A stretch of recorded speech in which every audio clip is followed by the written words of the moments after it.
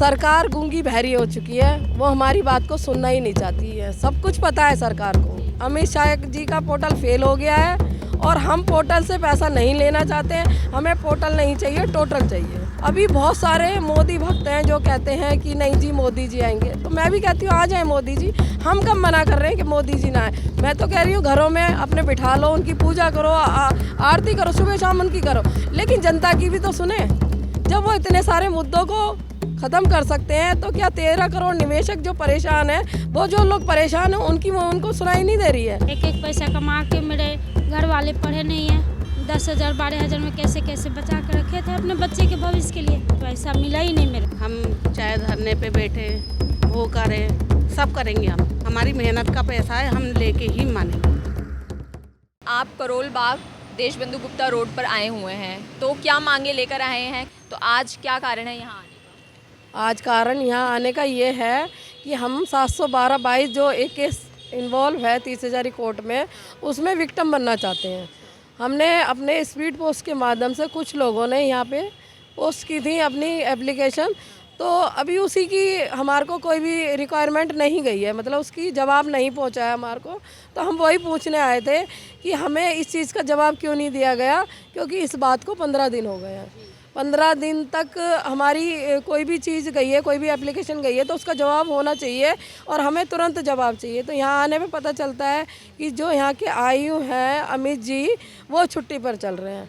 अब वो आएंगे तभी कुछ बता पाएंगे। तो मैंने कहा हमने तो एचएसओ साहब के खिलाफ़ मतलब जो कंप्लेंट दी थी एचएसओ साहब को दी थी कि हमारी बात को सुना जाए और हमको इस केस में विक्टिम बनाया जाए।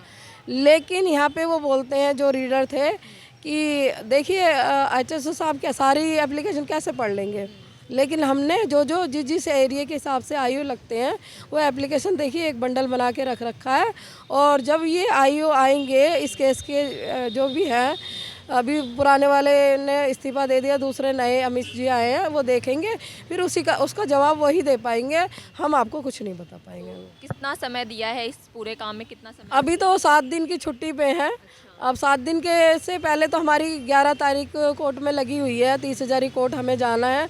और जहां हमने देखा था कि जज साहब ने बोला था कि एचएसओ साहब को एक लेटर दीजिए और वहाँ के आईओ के लेटर दीजिए, तो अब देखते हैं 11 तारीख को यहाँ से क्या जवाब जाता है, क्योंकि हम आम आदमी का तो कोई जवाब मिला नहीं। अब जज साहब ने जो लेटर दिया है उसका क्या जवाब मिलता है वो तो 11 तारीख को ही पता पड़ पाएगा। अभी तो हमें कोई एक सेटिस्फाई जवाब होता है, वो सेटिस्फाई जवाब हमें नहीं मिला है यहाँ से, और हम अभी तो निराश होके जा रहे हैं। और देखिए आप भी देख रहे हैं कि 27 दिसंबर से हम बराबर आंदोलन पे हैं, लेकिन हमारी मांग को सुनने के लिए कोई तैयार नहीं है। क्या बड़े बड़े अधिकारियों तक हमारी बात नहीं जा रही है? सब देख रहे हैं, सब सुन रहे हैं, मोदी जी तक भी हमारी बात जा रही है, लेकिन हमारी बात को सुनने के लिए, समझने के लिए कोई तैयार नहीं है। हम पिछले हफ्ते आप 30,000 कोर्ट के बाहर अजय टंडन जी के साथ भी गए थे, वहाँ पर क्या परिणाम ये हुआ कि जो एंटीसेप्टिक बेल लगी हुई थी वो खारिज हो गई।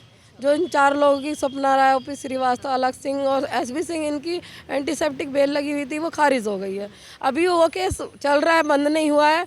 चाहते तो 24 तारीख को बंद हो सकता था, लेकिन उस केस में हम लोग खड़े हो गए। हम विक्टिम बनना चाहते हैं उस केस के, क्योंकि जब एक की पेमेंट हो सकती है तो औरों की क्यों नहीं हो सकती।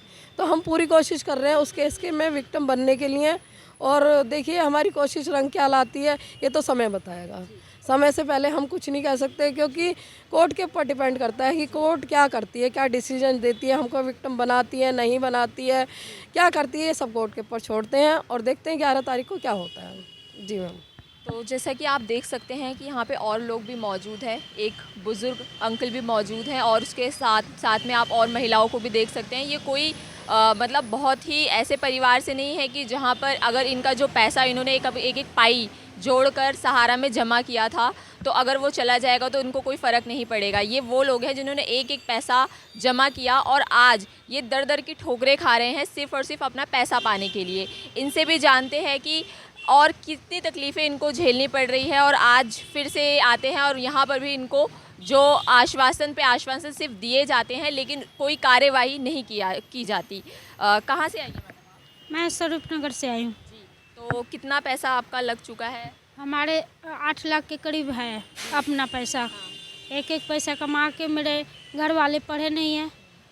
10,000 12,000 में कैसे कैसे बचा कर रखे थे अपने बच्चे के भविष्य के लिए, वही सब मैंने थी एजेंट ने जमा करवा के अभी तक मैंने कोई ये थी पैसा मिला ही नहीं मेरे को। कहाँ से आई है माता? वही स्वरूप नगर से अच्छा, तो आपका भी पैसा लगा हुआ है? पैसा है, लड़का के है और 7-8 लाख रुपया है, सब अथी के दो बेटे के है और 2 मियाँ बीबी के हम लोग। इस बीच क्या परेशानी हुई आपको? परेशानी है, पैसे के ऊपर जहाँ मर्जी तहाँ घूमना पड़ रहा है यार, जहाँ लेकिन सरकार कुछ नहीं सुन रही है। नहीं। जिस तरीके से परेशानियां हो रही हैं, सहारा की कोई सुनवाई अभी तक नहीं हुआ है, भुगतान को लेकर इतने आंदोलन चल रहे हैं लेकिन फिर भी सरकार नहीं सुन रही है, क्या करें? मगर हम हार नहीं मानेंगे, हमें जीत के ही निकलना है बस। हम चाहे धरने पे बैठे, भूखा रहे, सब करेंगे हम। हमारी मेहनत का पैसा है, हम लेके ही मानेंगे और अपना पैसा लेके रहेंगे। ये हमने प्रण ठाना है कि हम अपना पाई जब तक नहीं ले लेंगे तब तक ऐसे ही रोडों पे घूमते रहेंगे, देखते हैं कब तक सरकार नहीं सुनती। आप लोग अपना पूरा घर बार छोड़कर, अपने बच्चों को छोड़कर, अपना काम छोड़कर, बस जहाँ पे एक आस जगती है वहाँ जाते हैं कि शायद हमारे साथ साथ हमारे जो भाई बहन हैं उनका भी पैसा मिल जाए, लेकिन फिर भी सरकार इतना सा भी नहीं कर रही है, तो क्या कहेंगी इस पे?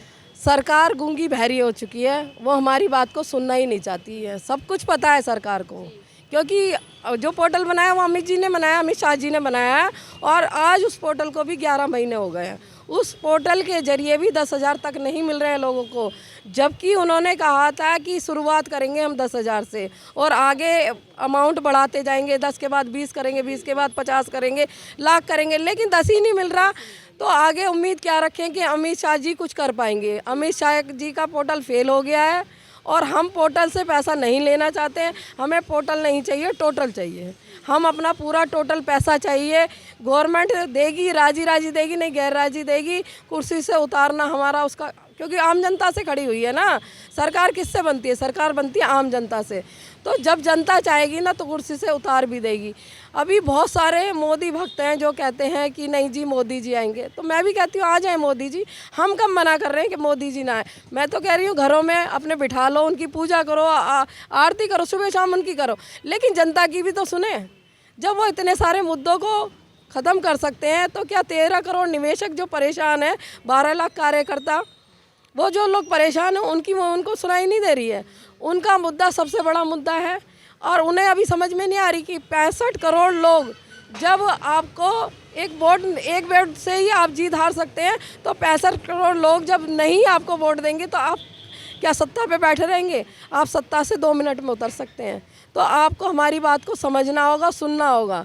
किसी गुरूर में ना रहे कि मैं कुर्सी पे बैठ गया तो मेरा कोई कुछ नहीं कर सकता। सब कुछ हो सकता है, क्योंकि आम जनता की ताकत बहुत बड़ी होती है और वो सब कुछ करवा सकती है। तो देखा आपने कि लड़ाई लगातार जारी है।